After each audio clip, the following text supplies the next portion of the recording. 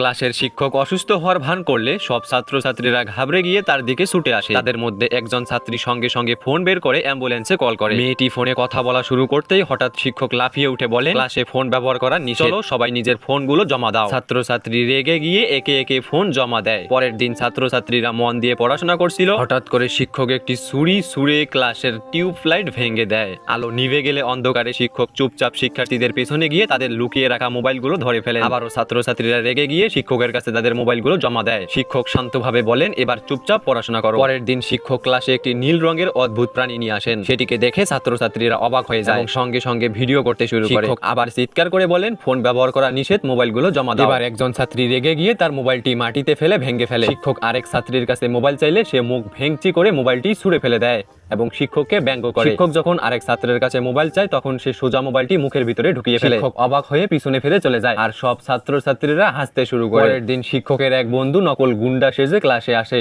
আর ছুরি দেখায়। শিক্ষক ভয় পাওয়ার অভিনয় করে ছাত্রছাত্রীদের দিকে ইশারা করে বলে, তাড়াতাড়ি পুলিশকে ফোন করো। ছাত্রছাত্রীরা নিজেদের পকেট পরীক্ষা করে দেখে কারো কাছে মোবাইল নেই। শিক্ষক হতাশ হয়ে ছাত্রছাত্রীদের দিকে তাকিয়ে বলেন, আরে কেউ তো ভিডিওটি লাইক এবং সাবস্ক্রাইব করেনি।